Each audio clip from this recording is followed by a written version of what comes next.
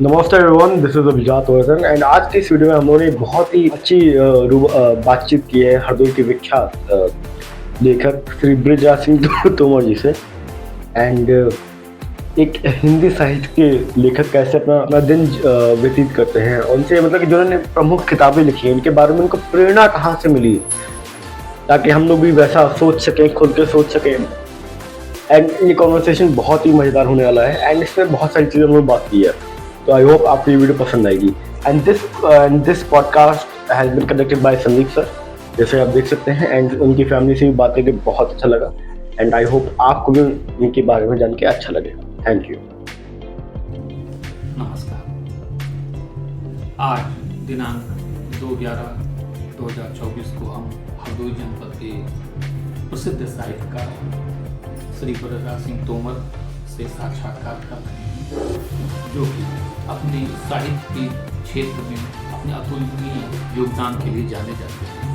और इन योगदानों में बहुत ही कई गद्य पद्य कई प्रकार की रचनाएं शामिल हैं और इसके लिए जो है इन्हें जोश मलिहाबादी पुरस्कार से भी नवाजा गया है। तो आइए थोड़ा सा एक संक्षिप्त साक्षात्कार आपके साथ हम करते हैं।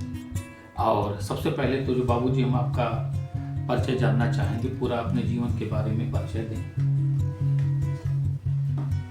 हम तो ये कटिहारी क्षेत्र है हरदोई जिला में जी। उस क्षेत्र में हमारा गांव टिकार है जी।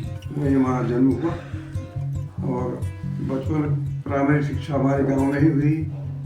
जूनियर स्कूल शिक्षा भी ग्रामीण क्षेत्र में हुई और इंटर तक की शिक्षा हमने हरदोई में प्राप्त किया है कॉलेज में। उसके बाद हमने फिर अध्यापकीय क्षेत्र में आगे अध्यापन का भी कार्य। हाँ, उसके बाद हमने व्यक्तिगत परीक्षार्थी के रूप में स्नातकोत्तर परीक्षा पास की और उसके बाद बिक्री के विभाग में आ गए। अच्छा, किस वर्ष बिक्री का विभाग में? हाँ, सन 76 में हमारा चयन हो गया बिक्री के अधिकारी के रूप में। उसके बाद और सन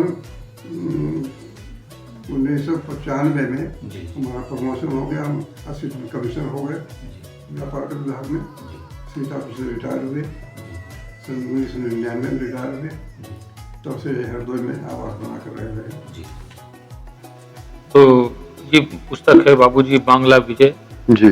और हम आपसे जानना चाहेंगे कि इसको लिखने की प्रेरणा आपको जो है कैसे मिली। पूरी पद्य के रूप में लिखी गई है, तो इसके बारे में आप बताइए कि कैसे आपने बांग्ला विजय काव्य के रूप में लिखने की प्रेरणा मुझे इसलिए मिली कि पहली बार देश को शानदार विजय प्राप्त हुई, जिसमें लगभग 93,000 मुस्लिम सैनिकों ने सिर झुका करके समर्पण किया और पाकिस्तान, पूरे पाकिस्तान की ओर से नियाजी जी ने हमारे सेनापति जगजीत सिंह अरोड़ा के समक्ष समर्पण किया और ये इतनी शानदार विजय हुई और 36 लोग तो विजय ही चाहते हैं। तो ऐसी विजय प्राप्त करके हम इतना आह्लादित हुए और सोचा कि इस पर एक काव्य लिखा जाना चाहिए जो अमर रहे और इसको पढ़ करके जो आगे की पीढ़ियां समझे कि ये संघर्ष कितना भयानक हुआ और कितनी शानदार विजय प्राप्त हुई है। इससे प्रेरणा मिलती रहे कि हम अपने को गौरवान्वित महसूस करते हैं, अपना इतिहास पढ़ करके इस काव्य को पढ़कर गौरवान्वित महसूस करते हैं। यही इसलिए प्रेरणा मिली कि इसको काव्य के रूप में लिखा जाए। विशेष रूप से बात यह है, इस काव्य के अंश जगजीत सिंह अरोड़ा ने जिन्होंने समर्पण कराया था उन्हें और उसकी प्रशंसा में अपने हाथ से लिखने सबसे भी लिखा है। जी, ये जगजीत सिंह अरोड़ा जी का जो है ये हम आपको दिखाना चाहेंगे दर्शकों को। और अभी हाल ही में जो इसके विमोचन के बारे में जिलाधिकारी महोदय द्वारा विमोचन की बात पिछले 16 दिसंबर को जिलाधिकारी महोदय ने 2023 में किया था और हमसे वादा किया था कि इसको हम पढ़ेंगे। तो हम इसलिए गौरवान्वित कि जिलाधिकारी महोदय ने इसको अप्रिशिएट किया है, देखा। अच्छा, इसी क्रम में जो है एक पुस्तक आपकी और बहुत ही चर्चित रही, अग्निसंभवा। तो ये भी पद्य रूप में है पूरा, ये कैसे जो है आपको? ये तो भाई ऐसा है, जी ये हरदोई में हम शिक्षक थे, जी। तभी इसकी लिखने की प्रेरणा प्राप्त हुई। पता नहीं दिमाग में अचानक बात आ गई जी। कि भाई ये द्रौपदी पर ये कितना बड़ा अत्याचार हुआ कि जुए में इसके दांव पर लगा दिया गया और उसे पूछा भी नहीं गया, हाँ? तो इसकी अपमानित किया गया, तो इसके विरुद्ध आवाज उठनी चाहिए। तो वही आवाज मैंने इस कार्य में उठाई है। क्या? और युधिष्ठिर के धर्म की ध्वजा को हमने धराशायी किया है इसी काम में। इसको अभी पिछले कल ही वो आए, एक विशारद जी है आर कॉलेज में, जी जी, हाँ, है, तो मांग लेगा कि हम लोग पहली बार पढ़ा है, बहुत अच्छी लगी, दोबारा हमें पुस्तक दे दिए, तो कर बोले गए।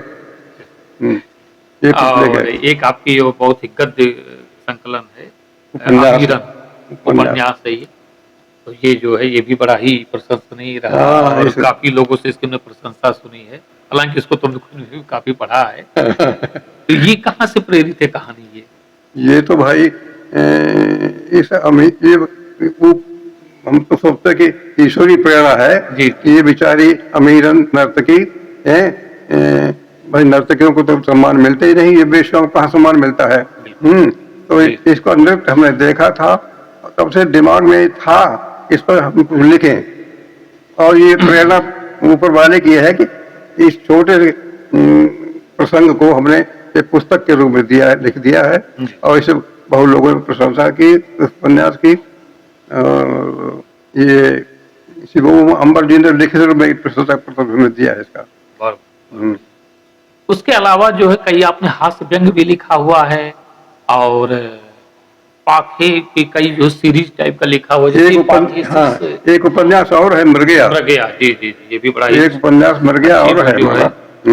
तो ये हमारी समझ से इसमें पूरा जो है तीन राजाओं की नृत्य होती है, तो उससे जो काफी कहानी, हाँ, इसमें तीन राजाओं के परस्पर संघर्ष के कथानक है, और मध्यकालीन, हालांकि कल्पना पर आधारित है सब, लेकिन इसमें लगता है कि मध्यकालीन राजपूत राजाओं के कैसे व्यवहार होते थे, कैसे क्या करते थे, इस पर कथानक है। एक प्रकार से चरित्रण करने का प्रयास किया है, बहुत बढ़िया। और पाथे में भी बड़ी अच्छी अच्छी कहानियां हैं, जो कि छोटी छोटी कहानियां, लघु कथाएं, ऐसा प्रतीत होता है। पाथे श्रेणी की हमारी 6 पुस्तकें हैं। जी जी, पाथे श्रेणी की 6 पुस्तकें लिस्ट हुए हैं, जिसमें कहानियां ही हैं, और 7वीं का मैटर छपने के लिए दे दिया है। बड़ी अच्छी बात है। अच्छा, ये हास्य व्यंग, ये हास्य व्यंग भी आपके कई हैं जो कि हमने पढ़े हैं, विनोदिनी नाम से हैं, विनोदिनी 2 हास्य व्यंग की पुस्तकें हैं, और इसमें हालांकि हमने देखा कि बहुत लोगों में हास्य व्यंग के लिए जो चेतना होनी चाहिए वो हमें यहाँ मिली नहीं। जैसे परसाई जी ने व्यंग लिखे हैं, और नरेंद्र कोहली ने लिखे हैं, तो वैसे पढ़ने की रुचि यहाँ कम दिखाई पड़ती व्यंग। हाँ, ये रुझान जो है लोगों में नई पीढ़ी को कम दिखाई दे रहा है, कम दिखाई पड़ता है। हालांकि मोबाइल जो है, डॉक्टर रामपाल सिंह थे सुल्तान के ब्लॉक प्रमुख, उन्होंने हमारे व्यंग पढ़े, बड़ी प्रशंसा की, और पुस्तक भेज के मंगाई। पुस्तक एक किताब वाला व्यंग इसमें है, बहुत प्रशंसा की उन्होंने, बहुत बढ़िया।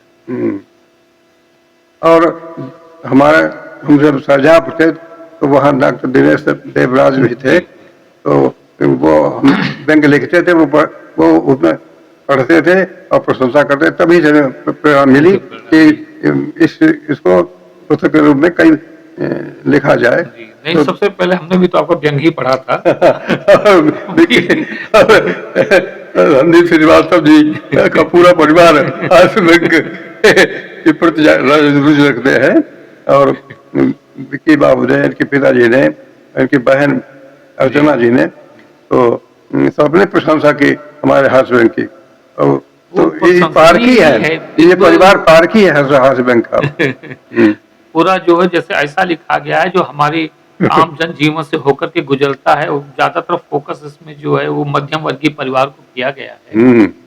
बहुत से अच्छे व्यंग हैं, और रोज आपको देखा है और बड़ा ही आपका जो एक नियम चर्या है, दिनचर्या है, वो काफ़ी जो है बिल्कुल सही समय पर सब कुछ हमने देखा है। तो ये कुछ अपनी दिनचर्या के बारे में बताएँ और भोजन वगैरह में जैसे हमने देखा कि शाकाहार पर आप जो है शाकाहार के ज़्यादा समर्थक हैं। हाँ, भाई हम तो प्रकृति प्रेमी जीव हैं। हमारे देखिए ये पेड़ लगे हुए हैं, आम के पेड़ लगे हैं, मौसम फल आते हैं और प्रकृति के प्रेमी हैं और इसीलिए प्रकृति का विनाशक हम नहीं हैं, संपोषक हैं, संरक्षक हैं। इसलिए हम शाकाहारी हैं और शाकाहार के प्रबल समर्थक हैं और चाहते हैं कि ज़्यादातर लोग वो शाकाहारी व्यंजन करें जिससे पशुओं का वध न हो। पशुवध के हम भी बहुत विरोधी हैं, पशु हिंसा के बहुत विरोधी हैं। और इससे संस्कार बिगड़ते हैं।